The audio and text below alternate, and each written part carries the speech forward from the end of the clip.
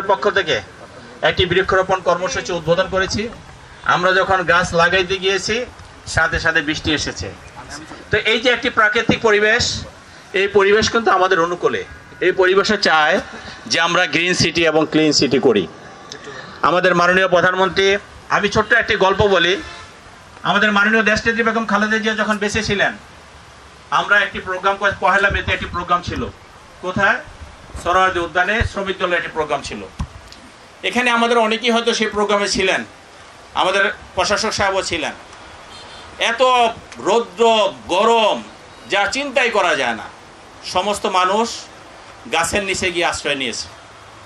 আর ম্যাডামের নাম, সবার বক্তব্য শেষ, সভাপতি প্রধান অতিথির আগে বক্তব্য দেন, এটা আমাদের একটা রেওয়াজ। সেই রেওয়াজ অনুযায়ী আমাদের সভাপতির বক্তব্য শেষ, তখনও সমস্ত মানুষ গাছের নিচে।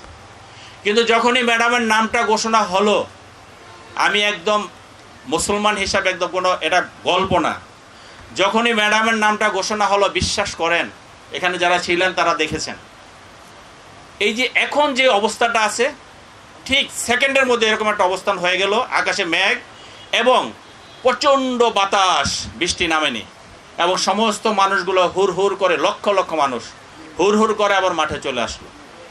এই যে প্রকৃতির যে সহযোগিতা, প্রকৃতির যে সাহায্য, এটা কিন্তু আমরা সবসময় পেয়ে এসেছি। বিএনপি পরিবার পেয়ে এসেছে, কারণ বিএনপি প্রকৃতির উপর সদয়, যার কারণে প্রকৃতি আমাদের উপরে সদয়, এটা আমি বিশ্বাস করি। আজকে আমাদের প্রশাসক সাহেব যে উদ্যোগ নিয়েছেন, এটা কিন্তু ওনার ব্যক্তিগত উদ্যোগ না, এটা সরকারের উদ্যোগ। আর যেহেতু উনি প্রশাসক, সরকারের উদ্যোগকে বাস্তবায়ন করার দায়িত্ব ওনার, আমার এবং আপনাদের। আপনারা দলীয় কর্মী, আমরা দলীয় কর্মী। আর যেহেতু উনি প্রশাসক হিসেবে আছেন, আমাদের নেতা জনাব তারেক রহমান কী বলেছেন? আমরা আগামী 5 বছর 25 কোটি বৃক্ষরোপণ করব। আমাদের ব্রিগেডিয়ার সাহেব বলেছেন যে আমরা 25 কোটি বৃক্ষরোপণ যদি টিকাতে চাই, বাঁচাতে চাই, তাহলে আমাদের 32 কোটি বৃক্ষরোপণ করতে হবে। অর্থাৎ আমরা অন অ্যান অ্যাভারেজ আমরা ধরে নেই যে 7 কোটি বৃক্ষ হয়তো মারা যাবে, বিভিন্নভাবে নষ্ট হয়ে যাবে।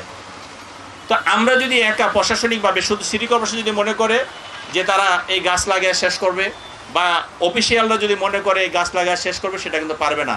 আমাদের ব্রিগেডিয়ার সাহেব বলেছেন যে আমরা যারা আছি আমাদের দায়িত্ব নিতে হবে। আমরা যদি সেই দায়িত্বটা নেই তাহলে কিন্তু সেটা সম্ভব, তা নাহলে সম্ভব না। সরকারের মন্ত্রী পরিষদে কয়জন আছেন, এমপিরা কয়জন আছেন, তারা একা কী করতে পারবেন? তারা কিছুই করতে পারবেন না। কাজটা করতে হবে আপনার, আবার আমাদেরকে। কাজেই আমি আশা করব এই যে আজকে যে উদ্বোধন হলো, এই সিটি কর্পোরেশনের উদ্যোগে বৃক্ষরোপণ কর্মসূচি, অতীতে আমরা করেছি, মহানগর বিএনপি করেছে, সবাই আমরা করেছি। আমরা যার যার অবস্থান থেকে একটি আনুষ্ঠানিকতা করি, কিন্তু এটা বাস্তবায়নের দায়িত্ব কিন্তু আপনারা আমার সবার। দয়া করে সেই কাজটি আমরা করব। আপনারা দেখেছেন দেশনেত্রী বেগম খালেদা জিয়া বাংলাদেশের 3 বারের প্রধানমন্ত্রী, বাংলাদেশের সবচেয়ে জনপ্রিয় ব্যক্তি যিনি ছিলেন এবং সবচেয়ে সম্মানিত ব্যক্তি যিনি ছিলেন আমরা মনে করি, এবং সেটা প্রমাণিত। তার যখন জানাজা হয়েছে, সেই জানাজায় সেটা প্রমাণ হয়েছে দেশনেত্রী বেগম খালেদা জিয়া বাংলাদেশের মানুষের কাছে কতটা জনপ্রিয় ছিলেন। শহীদ রাষ্ট্রপতি জিয়াউর রহমানের জানাজায় প্রমাণ হয়েছে তিনি কতটা জনপ্রিয় ছিলেন। এই জনপ্রিয়তা কিন্তু এমনি এমনি আসে না, জনপ্রিয়তার পিছনে তাদের কাজ করতে হয়েছে। জিয়াউর রহমান দেশ নিয়ে কাজ করেছেন, খালেদা জিয়া দেশ নিয়ে কাজ করেছেন, এখন তারেক রহমান সেটা করছেন। আমরা যদি ওনাদেরকে সেভাবে সহযোগিতা করি, এই দেশের কল্যাণের জন্য যত কাজ হয়েছে এই বিএনপি পরিবার দিয়ে হয়েছে, জিয়াউর রহমান পরিবার দ্বারাই হয়েছে। কাজেই আমরা মনে করি আজকে এই যে 12 ফেব্রুয়ারি যে নির্বাচন গেল, সেই নির্বাচনে মাননীয় প্রধানমন্ত্রী জনাব তারেক রহমান যতগুলো প্রতিশ্রুতি ব্যক্ত করেছেন, আমাদের যে